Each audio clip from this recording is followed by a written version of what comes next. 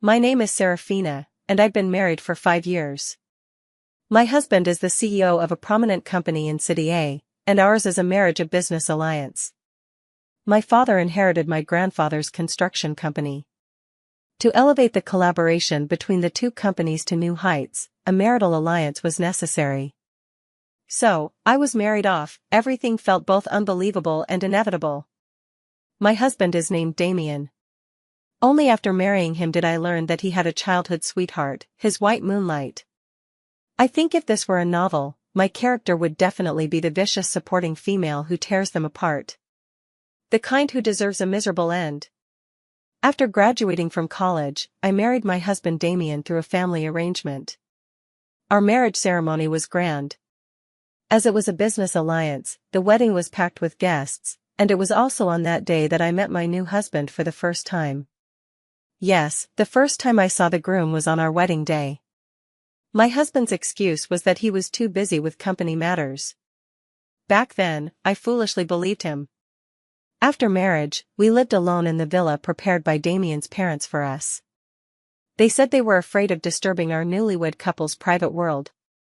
But from the day we moved into the villa, I rarely saw my husband. Most of the time, it was just me and the housekeeper at home. 1 month after moving into the villa, I gradually adapted to married life. Every morning when I opened my eyes, there were sweet and delicious meals ready to eat.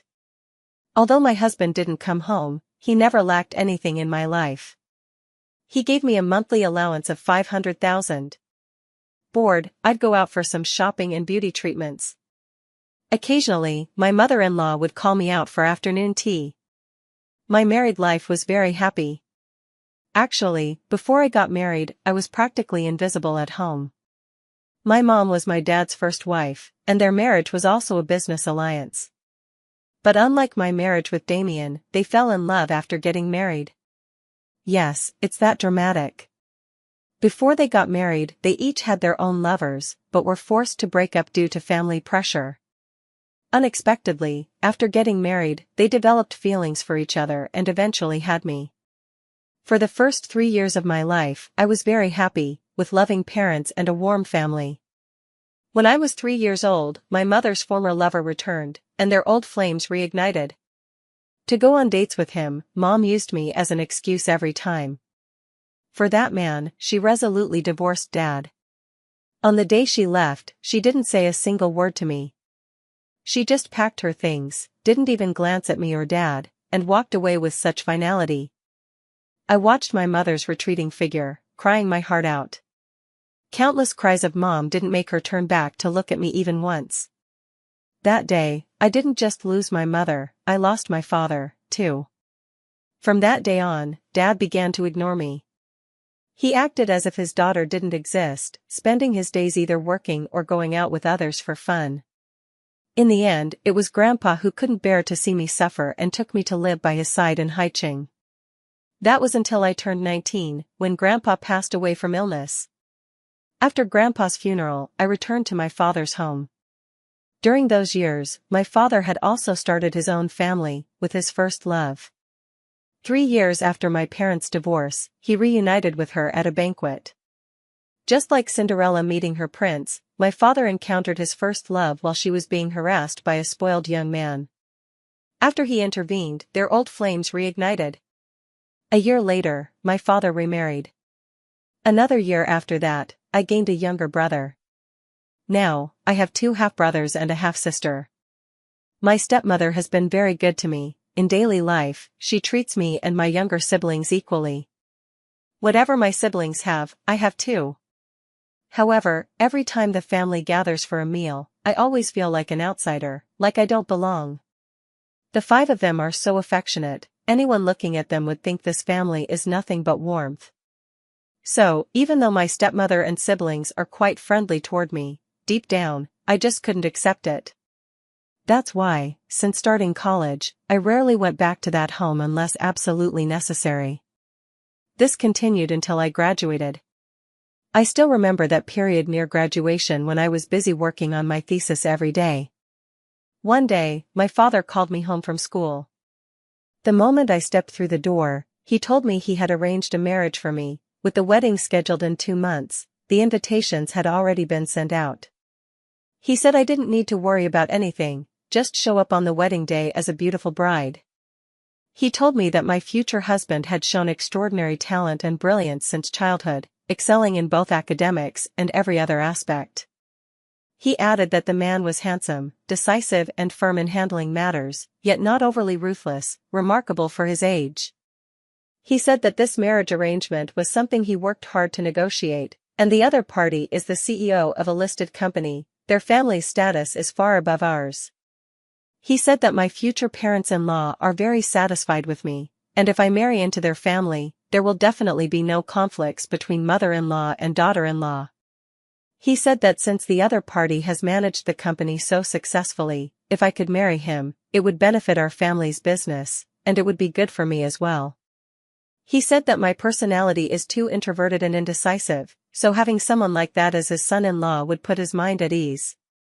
Just like that, from start to finish, no one ever asked if I was willing. Everyone believed that marrying Damian was a stroke of luck that came once in 8 lifetimes, as if stepping in dog shit had somehow granted me this fortune. Just like that, I married Damian. It wasn't until the 3rd day after our wedding that we finally went to get our marriage certificate. After obtaining the certificate, Damian vanished, disappeared from my presence, to be exact. After that, I started playing the role of Damian's wife in the eyes of others. But in reality, during the half year I was married to Damian, I only saw him 3 times. The first time was a banquet where I had to accompany him. The second time was during my mother-in-law's birthday celebration. The third time was when I bumped into my legally wedded husband dining with another woman at a Western restaurant I frequented while out shopping. I gazed at my perpetually expressionless husband, who was now looking at her with an affectionate and indulgent smile, tolerating her petty tantrums with such patience. To be honest, witnessing this scene left me utterly astonished. To see him so tolerant and doting toward that woman. If I hadn't seen it with my own eyes, I could never have imagined it. As for me, watching this spectacle didn't stir any feelings of heartbreak, sadness, jealousy, or envy in my heart. Instead, I simply thought, how extraordinary. If not for the delicate nature of my position, I would have loved to stay and keep watching. After casting one last glance at the pair, I left the restaurant without eating and headed to a different Chinese eatery. After finishing my meal, I went back home. In fact, the only one in the whole family who was kind to me was my mother-in-law. She often invited me out, bought me things, cared for me, and showed me affection. She thought she was hiding it well, but in truth, I knew everything. Every time I accompanied her shopping, when we passed by the children's playground, she would always stand there watching the kids playing inside, with an unconscious smile on her face. Though her expression quickly calmed down as if afraid I'd notice, she would occasionally steal a glance at my belly, her face betraying a hint of regret before swiftly looking away. She thought she was hiding it well, but in truth, I knew everything. I just said nothing, because I understood. An old woman simply wanted to hold her grandchild.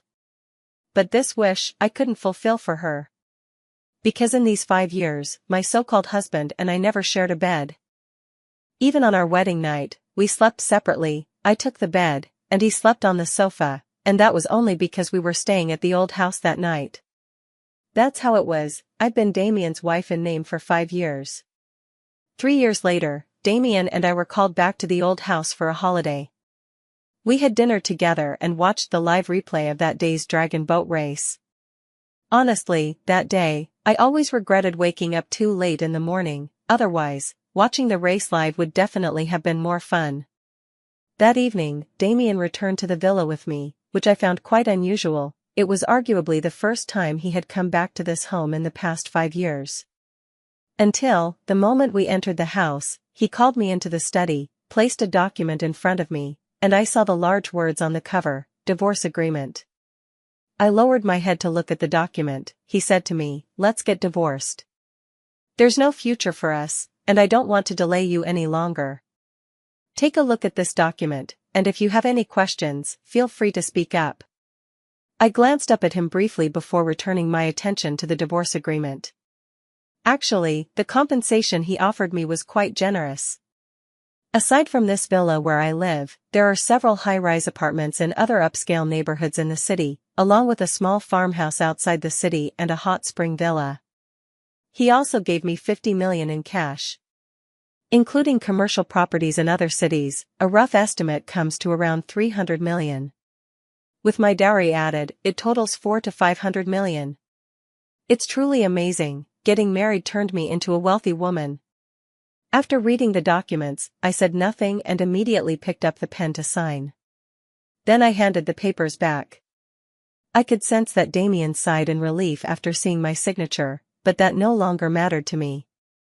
I asked him how he planned to explain things to both families. He said I didn't need to worry, he would handle everything. He told me that he had mistreated me all these years. Because our marriage was forced upon him by his family back then, he had no choice but to marry me. If I felt the compensation in the divorce agreement wasn't enough, I could bring it up. He would fulfill my requests. I said these were enough. I wished him and that woman happiness. Just like that, a month later, I received my divorce certificate. I don't know what he told the two families, but they didn't say anything about our divorce. Maybe they did, but nothing reached me. During this time, my former mother-in-law kept visiting me. Every time she took me out, she bought me expensive jewelry. I could tell she wanted to make it up to me. I know, Damian must have said something to her. But I pretended not to know and accepted everything she gave me. Because only by doing this could I lessen the guilt in her heart. Later, I understood what the guilty look in my ex-mother-in-law's eyes meant, and why my in-laws didn't question our divorce. Because that woman was pregnant. But it had nothing to do with me anymore. The moment I got the divorce certificate, I immediately returned to the villa. The butler and the housekeeper had already left, they had returned to their original home, of course. I packed some clothes and toiletries into my suitcase and gathered all the other things that belonged to me. As for those jewelry pieces and gemstones, I took a portion home and gave them to my stepmother and sister. The rest I packed up and left in the villa. Then, without choosing a destination, I bought the earliest domestic flight ticket available, told no one, and just left like that. It wasn't until I boarded the plane that I realized the ticket I bought was for Gue City. 3 hours later, I arrived. After getting off the plane, I took a taxi and went to the 5-star hotel I had researched online. I checked in, freshened up thoroughly in the hotel room, and slept soundly. When I woke up, it was already dark, and the night markets of Yunnan and Guizhou had begun. I went out and indulged in the delicious local cuisine at the night market, eating until I was completely full. Back at the hotel, I washed up and then rested. The next day, I woke up very early. Looking at this unfamiliar city, I felt inexplicably excited. I went to the hotel's 3rd floor and enjoyed their specialty breakfast, along with a sweet cup of soy milk. It felt like the sweetness could reach my heart. Back in my room, for the first time ever, I put on a beautiful makeup look and changed into a green printed halter dress. I grabbed a hat, put on sunglasses, picked up my bag, slipped on a pair of flats, and headed out. During breakfast, I had already planned my itinerary. Since it was close to the hotel, on the first day, I went to see the waterfall, played in the water, tried rafting, and experienced many thrilling activities. It wasn't until evening that I took a taxi back to the hotel. After taking a shower, I went to bed early. Over the next few days, I gradually visited the most famous attractions in the city. On the last day, I suddenly had an idea. I wanted to check out a bar. Since childhood, I had never been to such a place, but that day, I really wanted to see what it was like. So, that night, I went to the city's largest bar. Only after entering did I realize that what others had described paled in comparison to the actual experience. It was far more overwhelming. The dim and hazy lights flickered incessantly, while groups of people sat together clinking glasses, laughing, and flirting. On the dance floor, men and women jumped wildly to the deafening beat of the music. I walked alone to the bar and ordered the mildest alcoholic drink available. Sitting at the counter, I watched these chaotic and frenzied men and women with curiosity. Before I knew it, I had finished my drink. One glass led to another, and after 3 drinks, I felt my stomach bloated. I hurried to find the restroom but had to ask several staff members before finally locating it. By then, I was already slightly tipsy. After using the restroom, I started feeling uneasy. Who would have thought that even the mildest drink in this bar was too strong for me? Seizing the last remnants of my consciousness, I made it back to the hotel. But little did I know, fate had a cruel joke in store for me. That night, just as I returned to my hotel room and was about to take a shower, I discovered the shower was broken. After contacting guest services, the hotel manager eventually moved me to another room. I mustered all my remaining strength to move my luggage to the new room. After a quick wash, I fell asleep without remembering to check if the door was properly closed. The next morning, I woke up to an aching body, only to find a man lying beside me. My mind went blank. There was no need to think twice about what had happened. I slept with a stranger. It happened, yet I remained calm. Last night, I was drunk, but my mind was still clear. I knew exactly what I was doing. I didn't want any trouble. The man was clearly not an ordinary person, just from his clothes, you could tell. Quietly, I took out clothes from my suitcase, pushed my luggage softly out the door, and closed it behind me. Only when I saw the room number did I realize I had entered the wrong room last night. I went to the front desk, checked out, and left in a hurry. I had planned to leave today, but I never expected this to happen. I found another hotel and rented a short-stay room for 3 hours to freshen up properly. Looking at the marks left on my body by that man, I finally couldn't hold back and cursed. Mixed with what could have been bathwater or tears, I vented my anger fiercely in the bathtub. After washing up, I set an alarm for 2 hours later and rested. When the alarm went off, I felt a bit more refreshed. Grabbing my suitcase, I randomly found a restaurant, had a quick meal, then hailed a taxi and headed straight to the airport. Arriving at the airport, I saw that the flight I booked still had a little over an hour before takeoff, so I leisurely checked in. Only when I finally sat safely on the plane did I feel like I could finally let out a sigh of relief. This incident didn't affect my travel plans at all. I allowed myself to forget about it. After getting off the plane, I directly transferred to my next destination.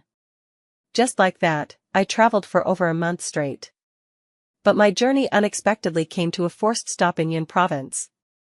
Because I discovered I was pregnant. As for how I found out, it was because my always punctual period had gone missing. Seeing those 2 lines, I knew that one night had left me with a child in my womb. I didn't know what to do. After deep deliberation and struggle, I decided to terminate it. I couldn't keep it, or rather, I didn't dare to. But when I walked into the hospital's gynecology department and scheduled the abortion procedure under the doctor's disapproving gaze. Standing at the entrance of the operating room waiting, I watched as one after another, alone or accompanied by family members, women emerged from the procedure, hunched over in pain. Seeing them in such distress, I grew terrified. I don't even remember how I left the hospital. My mind numb, I wandered aimlessly along the street until, without realizing it, I found myself at the gates of a kindergarten. It was just dismissal time, and the school entrance was crowded with parents picking up their children. I stood quietly at the kindergarten gate, my gaze drifting through the fence to rest upon the children laughing and playing. Their laughter, like spring sunshine, warm and bright, gradually dissolved the fear in my heart. Watching them, the moment the school gates opened, they dashed towards their parents like eagerly hungry chicks returning home, bouncing and skipping. At that moment, something deep inside me was stirred. At that moment, it was as if I could see my own child in the future, running towards me when school ended. At that moment, I suddenly made a decision. I would keep this child, giving it a chance and giving myself a chance too. I returned to the hospital and told the doctor that I wanted to keep the baby, asking them to give me a pregnancy test order. After completing a series of tests, the doctor told me the baby was very healthy and that there might be 2 babies in my belly. I was completely stunned by this surprise. Before I could even process the news, the doctor informed me that my body was a bit weak and malnourished.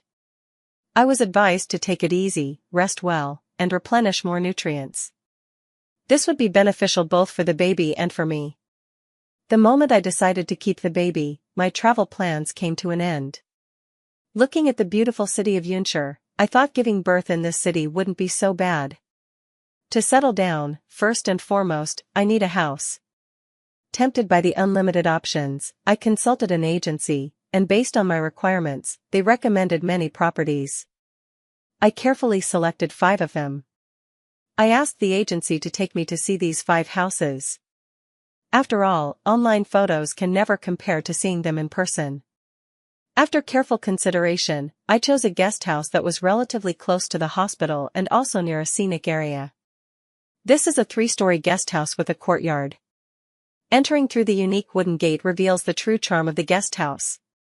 Externally, the guest house adopts the distinctive architectural style of Yun City, primarily featuring wooden structures, complemented by gray tiles and white walls, giving it a rustic yet elegant appearance.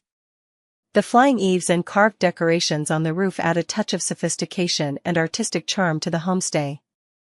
Upon entering the homestay, the first floor features a spacious reception lobby furnished with comfortable sofas and coffee tables for guests to relax and socialize. On one side of the lobby is the dining area, which offers local delicacies and specialty dishes for lodging guests, allowing them to savor the authentic flavors of Yun City during their stay. The second and third floors comprise the guest room area, with a total of 30 rooms. Each room boasts unique designs and decorations. Some guest rooms feature ethnic-style bedding and curtains, creating a rich ethnic atmosphere. Others are themed around nature, adorned with fresh flowers and greenery, making guests feel as if they are immersed in the great outdoors. The guest rooms are also equipped with modern amenities such as air conditioning, television, and wireless internet. The entire homestay has a rectangular layout, resulting in a spacious courtyard. A pebble path runs through the center of the courtyard. To the left of the homestay's courtyard is a small garden, filled with a variety of blooming flowers and plants. In full bloom, the flowers are vibrant and fragrant. To the right is a pavilion with a small pond, where lotus leaves and a few lotus flowers can be seen. Behind the homestay stands a 2-story detached villa. The agent said this also belongs to the homestay owner and is sold together with the homestay. I went inside the villa to take a look. The villa's decor style is very similar to the homestay. The first floor has a dining area, living room, 2 bedrooms, 1 shared bathroom, and a storage room. The second floor has 4 bedrooms, a study, and a small lounge with a large terrace. The third floor is a small attic. After looking around, I really liked both the homestay and the villa. After negotiating with the agent, I ultimately bought this homestay and the villa behind it for $3 million. That same afternoon, I went with the homestay owner to complete the property transfer procedures. The next morning, I contacted the appliance store owner to deliver and replace all the necessary household appliances for the guest house. Then, I reached out to the home textile store to replace all the bedding, sheets, and similar items. Finally, I hired a cleaning company to give both the guest house and the villa a thorough cleaning. After all the preparations were done, I moved everything from the hotel into the villa. Following that, without wasting any time, I booked a flight back to City A. Yes, I decided to return to City A to pack up all my belongings and bring them back. Because, if there are no surprises, I should settle in Yun City for the next few years. On the day I returned to City A, I contacted a local moving company to relocate all my personal belongings from the villa. I spent a total of 3 days in City A. I went back home and told them I had found a job in High City that I really liked. I planned to live there, and if nothing unexpected happened, I probably wouldn't be coming back. I didn't care how angry or furious my father was. That same day, I boarded a plane and returned to Yun City. I've hired 10 staff. 2 front desk attendants, 4 in the kitchen, and 4 for cleaning. On a beautiful sunny morning, my homestay officially opened for business. Since it's a homestay, most bookings come from online platforms. The first month saw relatively low occupancy, but I wasn't concerned. I opened this place mainly to keep myself occupied. Unexpectedly, starting from the second month, my homestay gradually gained popularity online. After another 3 months, it actually climbed onto Yun City's homestay rental rankings. As the business gradually improved, my belly also grew noticeably larger. To date, I'm already over 6 months pregnant. At 3 months pregnant, when I went to the hospital for a prenatal checkup, the doctor accurately told me that I was expecting twins. And the babies were very healthy. At 7 months pregnant, I hired 2 nannies at a high salary. Being pregnant with twins, my belly was already quite large by then, and it had begun to interfere with my daily life. At 8 months pregnant, it was Chinese New Year. I gave each of my employees an annual bonus and some holiday gifts. As for the 2 nannies, during the holiday days, they took turns coming during the day to take care of me. After the new year, the homestay reopened for business. By then, I was nearing my due date. During that period, my hands, feet, and face were swollen. Walking was difficult every day, but I still made sure to take a short walk after meals. Finally, early in the morning on February 6th, I woke up feeling extremely uncomfortable. My stomach was also faintly aching. For some reason, I had a strong premonition I was going into labor. I called the nanny and asked her to help me pack my things. Even though the delivery bag was already prepared, I still needed to double-check everything. During lunchtime, I suddenly felt something warm and wet running down my leg. Looking down, I realized my water had broken. I didn't bother with anything else, quickly finished my meal, called for the nanny to grab my things, and had her help me out the door to the hospital. By the time we arrived at the hospital, my stomach had gradually started hurting. From afternoon until midnight, and past 2 a.m., I finally gave birth to twins. Exhausted, I didn't even get to see the babies before passing out. I slept until the next afternoon before gradually regaining consciousness. When I opened my eyes, the nanny Grace was by my side caring for me, while the other nanny Monica was absent. Grace told me Monica had gone to check on the babies. I looked around but didn't see them. Grace explained that since they were twins and quite small, they were currently in incubators. Not until the day before discharge did I finally meet my 2 babies. Seeing those little ones smiling and reaching out to me, I suddenly felt an inexplicable ache in my heart. This is what I gave birth to after 10 hours of pain. My blood-related family. To better take care of myself and the babies, I decided to go to a postpartum care center. With the help of 2 nannies in choosing, I selected a high-end postpartum care center that costs $150,000 per month. On the day of discharge, the postpartum care center sent a dedicated car to pick me up. At the center, I experienced meticulous care and attention. The environment here is warm, comfortable, and fully equipped, allowing me to rest peacefully and recover my health gradually.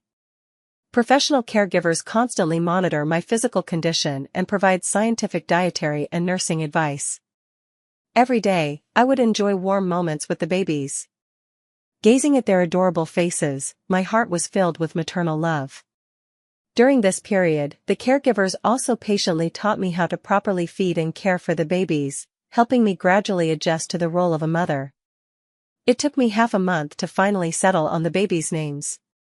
The older brother is called River, and the younger sister is Nova.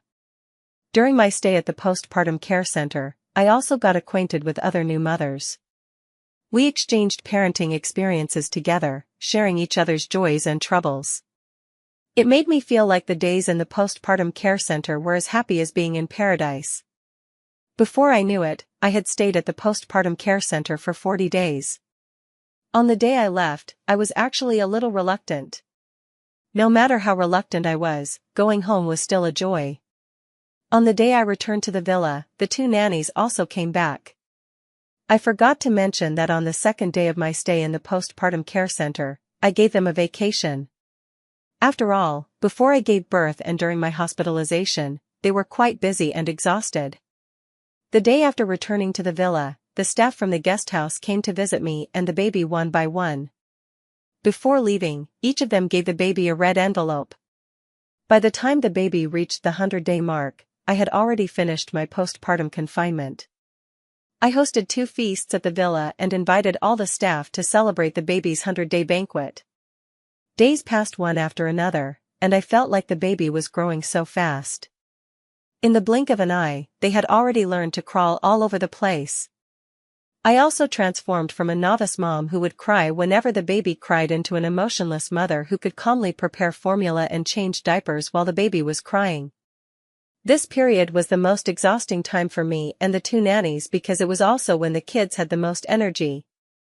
When they turned 1-year-old, I set up a grapevine trellis in the yard and used a specialized baby fence to enclose a small area beneath it. I laid out soft mats and filled the space with their favorite toys. Every morning after breakfast, River and Nova would whimper and fuss to go outside, one hand tugging at me while the other pointed toward the door, their big, grape-like black eyes blinking up at me. Each time, I couldn't help but feel both exasperated and amused. I'd call the nannies to bring out the playpen, mats, and toys to set up outside, then place the kids inside and let them play. I truly thought I'd continue living out this simple yet warm life in Yun City. Little did I know, fate had another cruel joke in store for me. I'll never forget that morning. The moment I woke up, I felt uneasy and restless for no apparent reason. I checked on my two babies. They were sleeping soundly, with no signs of fever or cold. Everything seemed normal.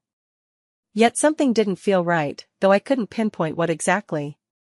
At 10, Chloe from the guest house came to ask for leave, saying her father had been in a car accident that morning.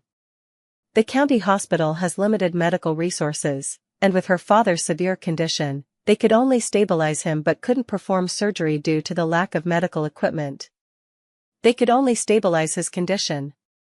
Her family only has an illiterate mother and a brother who works in another city. The situation was urgent.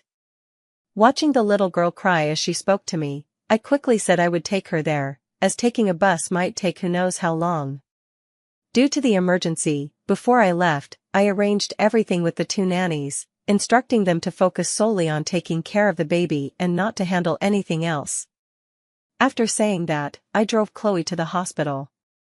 Just as we arrived, the ambulance carrying her father pulled up. After helping to get her father settled in, I drove home. When I reached the gate of the homestay, Grace called me. Thinking it was my baby crying for me, I hung up the phone and walked toward the villa. To my surprise, when I got home, I wasn't greeted by a crying baby but by Grace, her face full of panic. Seeing me return, Grace rushed toward me in tears, grabbed my hand, and said, "The two children are gone."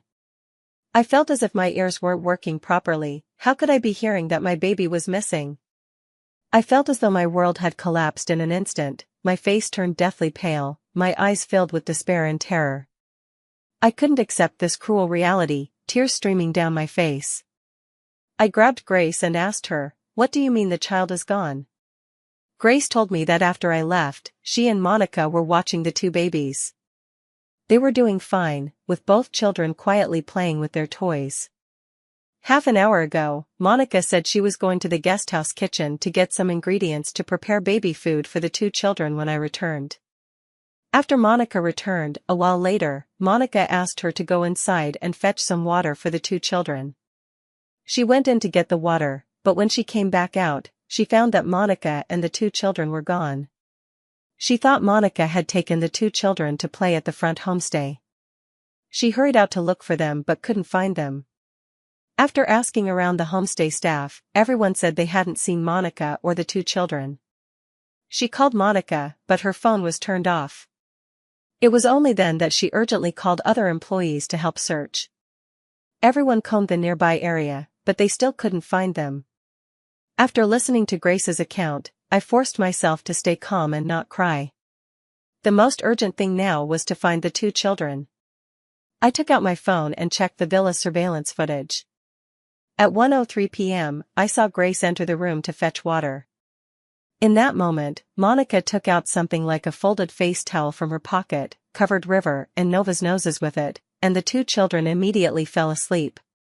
Right after, she opened the door, and a man dressed entirely in black, his face covered with a mask and hat, walked in.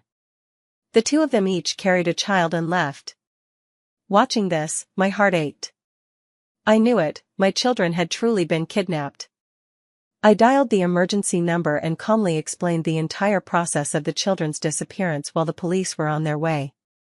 Meanwhile, I made another copy of the surveillance footage as evidence. After the police arrived, I handed them all the surveillance backups, photos of the child, and photos of Monica. Then I accompanied them back to the police station.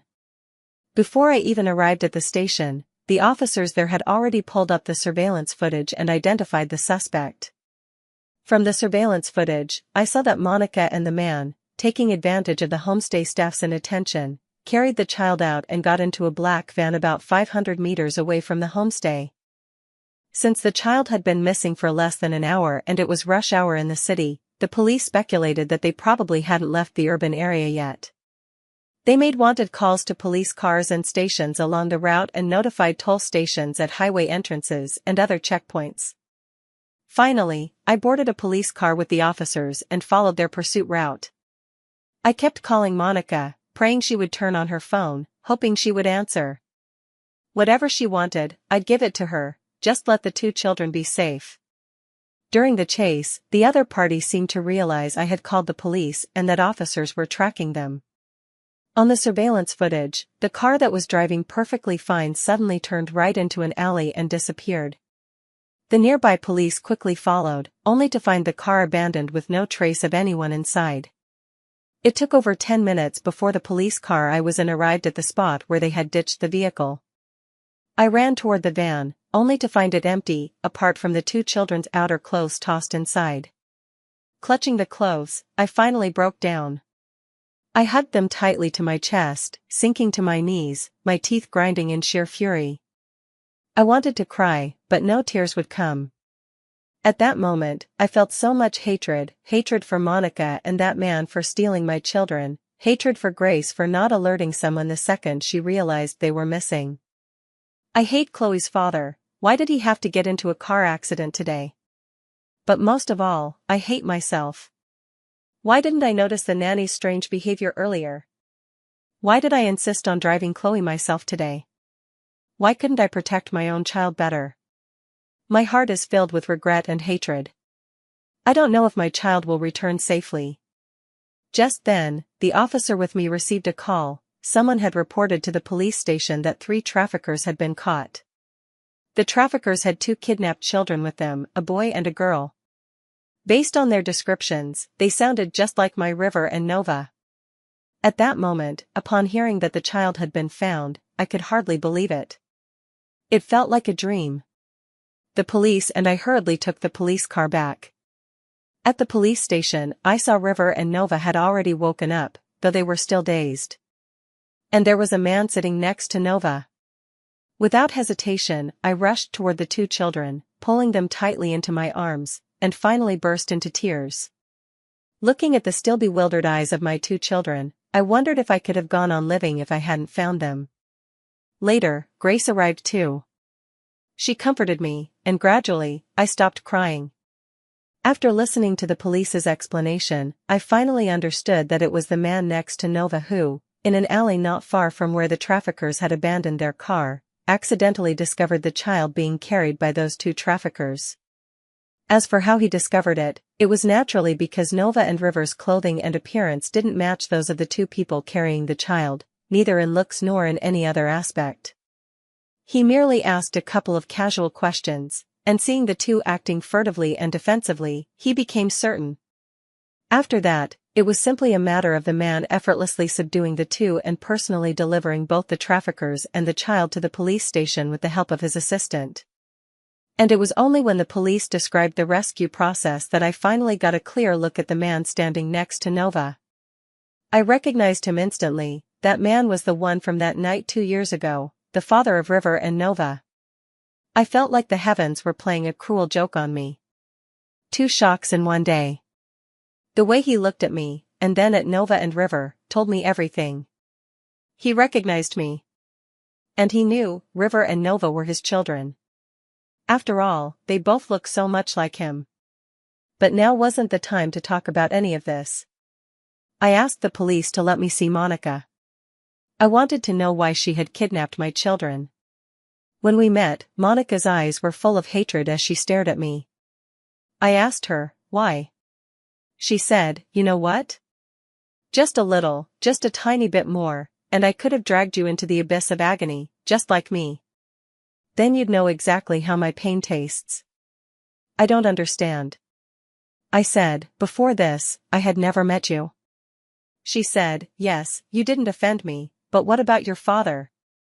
She said, "Do you know? My daughter was only 23 when she died." "Do you know why she died?" "Because of your father. 10 years ago, he promised to marry my daughter. He sweet-talked her into being with him. And what happened? After being with him for a year, my daughter got pregnant, with twins too. But the babies were too big, she had a difficult delivery, bled heavily, and died." "Do you know why?" "Because of your father. When my daughter was over 8 months pregnant, he disappeared. My daughter searched everywhere for him while carrying his child, but he was nowhere to be found. In the end, devastated, she went into early labor, bled out, and died on the operating table. Your father deceived my daughter, yet he still walks free and happy. Why? Tell me, why?" "So, after my daughter died, I spent all my time searching for your father to get my revenge. I asked everywhere, and then I ended up being hired as your nanny. Who would have thought you were actually his daughter? How could I not hate you? What a shame, those two brats escaped. All my efforts wasted. If it weren't for that man interfering, your children would have been sent to keep my daughter company by now." Ha ha ha ha ha. As I watched the woman laughing manically, I silently walked out of the interrogation room. I didn't know what to say. Was this karma? After giving my statement at the police station, I took both children to the hospital for thorough checkups. Throughout it all, the man quietly stayed by my side. Finally, after he brought me and the kids home, he left. I thought he would ask something. But in the end, he didn't say a word. The two kids came back and fell asleep again. I told Grace to go home first today, as I would take care of the kids. I gave the two kids a bath. I also took one myself, then went to the kitchen to boil 2 eggs to soothe my swollen eyes from all the crying. I lay on the bed, holding the 2 kids, and fell asleep. Throughout the night, I kept having nightmares, dreaming that the kids were gone. Sometimes, I'd finally doze off only to wake up suddenly in a panic. I'd reach out to touch the kids. And so, the night passed like this. Early the next morning, I woke up early and looked at the peaceful faces of my 2 children asleep, feeling utterly at ease. Without realizing it, the children had become my lifeblood. I went downstairs to the first floor, made breakfast for the 2 of them, and when it was about time, I went back up to wake them. Perhaps due to the after effects of the anesthesia from yesterday, both children seemed listless today, looking quite lethargic. After breakfast, River and Nova fell asleep again. I didn't go anywhere all day, I just stayed by their side. It wasn't until the afternoon that they regained their energy. Watching the 2 little ones laughing and playing, I finally felt a bit more at ease. At 6 o'clock, Liam, the staff at the guest house, came to find me, saying someone was looking for me there. As soon as he described the person's appearance, I knew who it was, so I asked him to bring them to the villa. 5 minutes later, watching the man standing at the gate of the courtyard, I silently invited him in. Seeing him immediately gaze at the 2 children playing under the grapevine, my heart was in turmoil. Although I had long prepared myself for the inevitability of being discovered one day, I never expected it to happen so quickly. Nova, upon seeing a stranger, wasn't as timid as usual and instead giggled while wobbling her way toward them. The man picked up Nova, who rushed into his arms. He played with River and Nova for quite a while until both babies grew tired and fell asleep. He then carried them upstairs and settled them in. The 2 of us sat on the second-floor balcony. I looked at him, unsure of what to say. Unexpectedly, he spoke first, introducing himself. That was when I learned his name was Alexander. Alexander, 28 years old, is the president of the Beaumont Group. Alexander has always been the kind of child others admire. His excellence from childhood to adulthood is widely recognized. He started kindergarten at 3, primary school at 4, graduated elementary school at 7, was directly admitted to Jing University at 12, went abroad for further studies at 16, and returned to take over the family business at 19. After taking over Beaumont Group, within 4 years, he turned it into the leading enterprise among the nation's top 10 companies. The momentum of its development was so strong that even someone like me, who doesn't pay attention to business, was fully aware of it. This clearly demonstrates its influence. The moment I learned his name, I knew that if he wanted custody of the child, I stood no chance in a legal battle. I clenched my fists tightly, forcing myself to stay calm. I asked him what he wanted now. He said, "Marry me." Once again, I thought there must be something wrong with my hearing. That day's conversation ended with my compromise. Because if I were to take him to court, I was destined to lose. Beaumont has the best legal team in the country. Alexander finished talking with me and then left. Before leaving, he told me that in an hour, he would be going abroad for a business trip, which would take about a week. A week later, he would come to pick up me and the child. He left me with 2 bodyguards and 2 baby bracelets with GPS tracking. In the last week in Yun City, I cherished every moment. With the 2 children, accompanied by the 2 bodyguards and Grace, I visited all the scenic spots in Yun City. On the last day, I received a call from Alexander. He told me that at noon the next day, he would come to pick up me and the baby. Grace and I packed up all the belongings for me and the baby in advance. The next morning, after getting up, washing up, and heading downstairs, I was surprised to find Alexander already sitting on the living room sofa on the first floor, waiting. His early morning arrival left me utterly astonished. He urged me to eat breakfast quickly, and only then did I notice the dining table was covered with a wide variety of breakfast dishes. Looking at the steaming hot soup, dumplings and porridge, I calmly sat down and enjoyed them. With the first bite, I could tell, these dishes were from that exclusive, reservation-only private restaurant in Yun City. Known for its excellent taste, the restaurant is very famous in Yun City, but getting a meal there requires advance booking, and they don't offer takeout. Seems like it's not that they don't offer it, it's just that people like me aren't important enough. The comfort brought by the delicious food eased some of my reluctance to leave. After finishing the meal, I asked him, what about the guest house after I leave? He told me that if I couldn't bear to part with it, the guest house would continue operating, and he would send a specialized person to manage it. The villa would also be regularly cleaned by someone, and if I ever wanted to come back and stay in the future, that would be fine too. With that said, I stood up and went back upstairs. Just as I entered the bedroom, the 2 children were already awake. Seeing me come in, they called out in unison, "Mommy." I hurried over, kissed each of them, and soon the 3 of us were playing and laughing together. When Alexander came in, I had my back to him and didn't notice his arrival. It was Nova who saw him first, letting out a little shout, and only then did River and I realize he was there. Seeing him enter, I quickly got off the bed and went into the bathroom to tidy up my messy hair, which had become disheveled from playing with the kids. When I came out of the bathroom, I saw Alexander somewhat awkwardly trying to change Nova's clothes. I stepped forward, skillfully changing River's clothes while teaching Alexander, watching him awkwardly yet earnestly dressing Nova, frozen by her every cry. My eyes gradually filled with amusement. Long after I finished dressing River, Alexander finally managed to clothe Nova.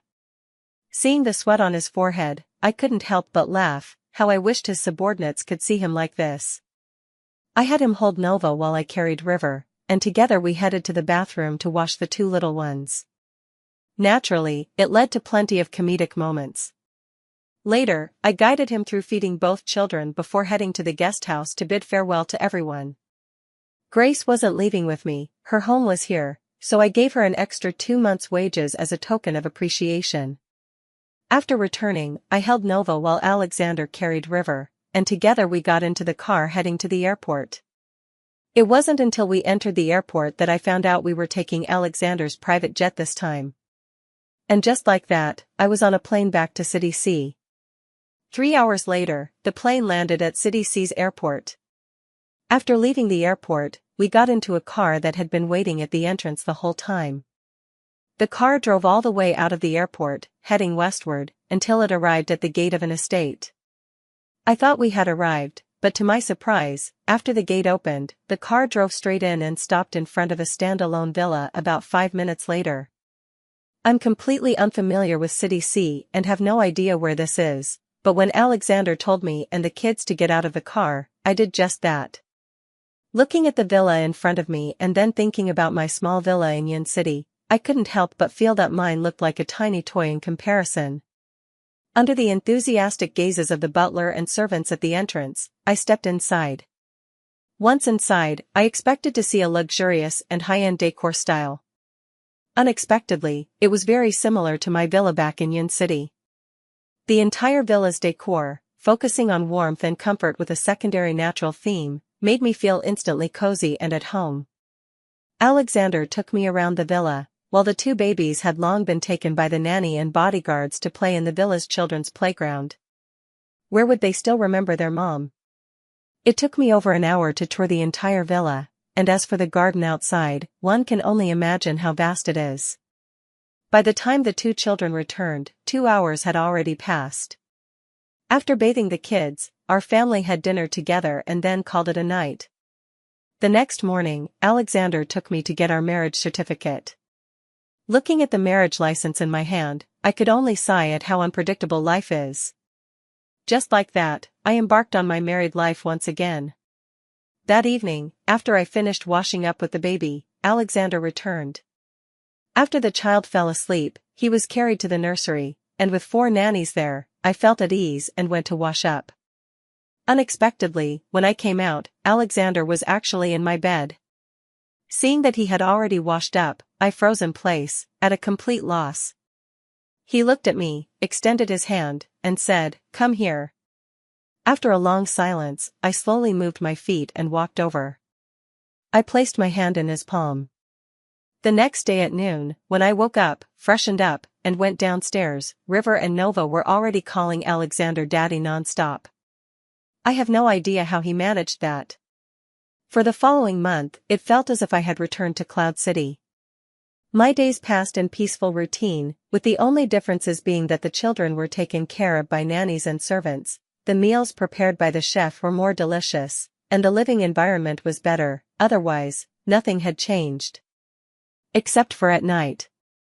Every evening, I secretly hoped Alexander wouldn't come home. But this peaceful routine was shattered one bright morning.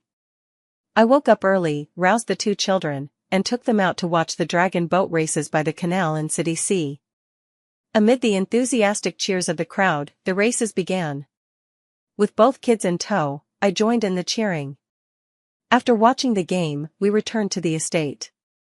To our surprise, the living room was occupied by 4 elderly people and a young girl.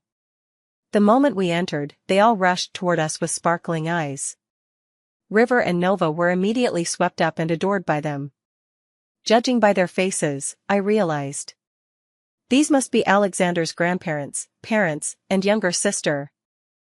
The 4 elders took turns showering the children with kisses and hugs, playfully fighting over them. Meanwhile, Luna grabbed my hand, repeatedly saying how blind I must have been to fall for her brother, all the while wearing an expression of sympathy for my suffering. I couldn't help but laugh and cry at the same time. After all, Alexander was practically the cream of the crop among eligible bachelors. How could his own sister hold such a low opinion of him? Just as the 2 babies were about to burst into tears from all the doting, hugging, and kissing from their 4 grandparents, Alexander hurriedly returned. As soon as he walked in, he came straight to me, grabbed my hand, and stared at me. Under Luna's teasing gaze, I suddenly felt embarrassed. I removed his hand and walked towards the 2 children, comforting Nova when she was about to cry. After comforting Nova, I taught Nova and River to greet the 4 elderly relatives, having them say hello to their great-grandparents and grandparents. After Nova and River greeted each of the 4 elders one by one, seeing their overwhelmingly excited expressions, I finally breathed a sigh of relief. I had initially thought a prestigious family like the Beaumonts would be extremely strict about etiquette. Who knew they'd be so warm and welcoming? What followed was the Beaumont family scolding session aimed at Alexander. Accusations like how he blocked them from seeing their granddaughter-in-law and great-grandchildren, or how he brought his wife home without letting them know, and so on. It went on tirelessly for a full hour before finally stopping, only because Nova loudly complained about being hungry. At the dinner table, it became another round of the elders doting on me and the great-grandchildren. At that point, I suspect even if the kids had farted, these four would have found it delightful. That evening, my in-laws and grandparents, unable to bear parting with the child, stayed at the estate. The next day, by the time I woke up, they had already left. Only the child and I remained at home. I didn't know what was going on. What had happened? At 5 in the afternoon, Alexander came home early and then took the child and me out. I had no idea where he was taking us. After driving for over an hour, the car entered another enormous castle. Reading the words on the plaque, it dawned on me, Alexander had actually brought me back to the Beaumont family's ancestral home. I had no preparation at all and just found myself stepping inside in a daze. Upon entering the old mansion, I felt like I had arrived at an ancient royal palace. Alexander told me that beyond the garden, there were several separate small courtyards still ahead. I was stunned. I knew the Beaumont family was wealthy, but I never imagined they were this rich. Judging by the layout, this courtyard house must have been at least the residence of a royal prince in its previous life. Alexander led me and the children straight toward the main house. After entering the front gate, I froze in shock. The courtyard of the main house was filled with a crowd of people, I estimated about 20 of them, men and women, old and young, watching as the children and I entered, all eyes turning toward us. My parents-in-law warmly came forward to greet me. After exchanging pleasantries, they took River and Nova in their arms, and everyone proceeded together into the house. I nervously reached out to hold Alexander's hand, trying to calm myself down slowly, when Alexander told me not to be afraid, that his family would be very friendly towards me. Back in the house, guided by Alexander, I smiled and greeted his uncles and aunts one by one, receiving welcome gifts from everyone. Under the kind gazes of the Beaumont family, I gradually stopped feeling nervous. As for the twins, River and Nova, they were naturally very popular among the Beaumont family, everyone adored them, and the two little ones received many gifts and loving kisses and hugs from their elders. Finally, we all had a lively meal together. That night, Grandpa and Grandma insisted we stay at the old house. 2 months later, I was expecting another baby. Everyone at the Beaumont family's old house was overjoyed by my pregnancy. Specifically, that very same day, me and my 2 babies were taken back to the Beaumont family's old house, where my parents-in-law and grandparents insisted I stay to rest during my pregnancy. I happily agreed. As for a certain man, who cares about him?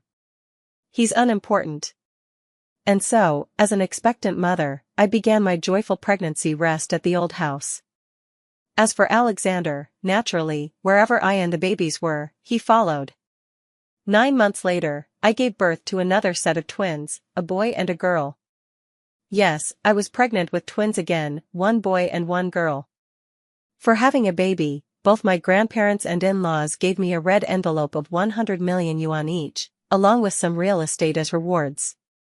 After my full month of confinement, I found out that Alexander had a vasectomy just a week after I gave birth, and he did it without telling me. I knew I scared him on the day I gave birth. That day, I almost had a difficult labor with severe bleeding, risking 3 lives in one body. With 4 babies already, I had no plans to have any more. The names of the 3rd and 4th children were given by their grandparents. The 3rd, a girl, is named Aurora, and the 4th is called Orion. A month later, the Beaumont family hosted a grand full moon celebration to formally introduce me and the babies, and River and Nova officially returned to the family. A year later, after Alexander's romantic proposal, we held a grand wedding. It was also around that time I learned my father's company had suffered financial losses due to mismanagement and had fallen out of the top 10 enterprises in City A. My ex-husband married his childhood sweetheart 1 month after our divorce. 6 months later, she gave birth to a boy, only to discover the child had congenital heart disease. They are currently abroad seeking medical treatment for their child. It said that the couple's relationship is now on the verge of falling apart. I heard that my former mother-in-law kept sighing after she learned I married Alexander. If I hadn't divorced Damian, she said, the 4 twins might have been their family's children by now. Naturally, this reached Alexander's ears, and he was furious. He made sure to cause no shortage of trouble for Damian's family's company. At my wedding, I invited my stepmother and younger siblings, but didn't allow my father to come. I haven't forgotten why my 2 children were kidnapped back then. Speaking of which, one day after marriage, while searching for something in Alexander's study, I discovered something interesting. Inside one of his books, there was actually a photo of me tucked away. To be precise, it was taken when I first entered high school as a freshman. On the back of the photo was written a line of poetry and a few sentences, began with love at first sight, now fulfilled as wished. May we share a lifetime of happiness, 3 meals, and 4 seasons together. I still remember that day, holding that photo while waiting for Alexander to come home. When he finally saw the picture in my hand, I glimpsed a rare look of embarrassment on his face. Later, he confessed everything to me. It turned out that when I was 17 in my first year of high school, his aunt was the dean of discipline at our school. Having just returned to the country, he came to the school that day to deliver something to his aunt. At noon, as he passed by the school playground, he saw me playing with classmates and couldn't resist taking that photo with his phone.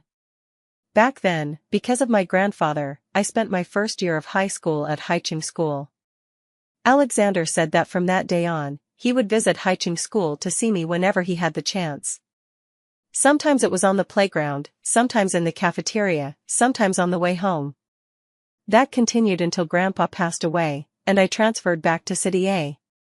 He lost track of me. I thought there would be no chance to meet again, but unexpectedly, he happened to run into me during a business trip to City A. By then, however, I was already married to Damian.